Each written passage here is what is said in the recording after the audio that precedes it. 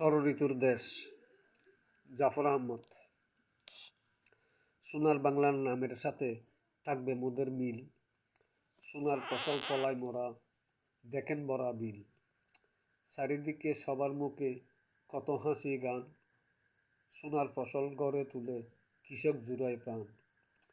সব সাধকের বড় সাধক মোদের দেশের চাষা, বাংলায় মোদের রবি শশী, বাংলা মোদের ভাষা।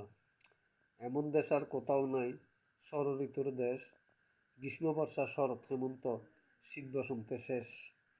2 মাস পর ঋতু বদলায়, বদলায় লোকের মন। কেউ পায় গো ধনের পাহাড়, কেউ পায় গো জন।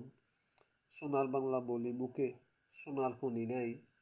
এমন দেশ কোথায় পাবো, অন্য কোথাও যাই। পিঠা পায়েস গ্রামের বধূ সুযোগ বুঝে বানায়, আমরা শুধু খেয়ে যাই যখন যেটা পাই।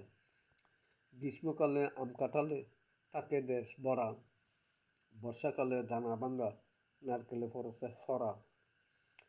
শরৎ হেমন্তে নানা পিঠা বানায় ঘরে ঘরে, শীতের মৌসুমে শীতের পিঠা গ্রামে আর শহরে।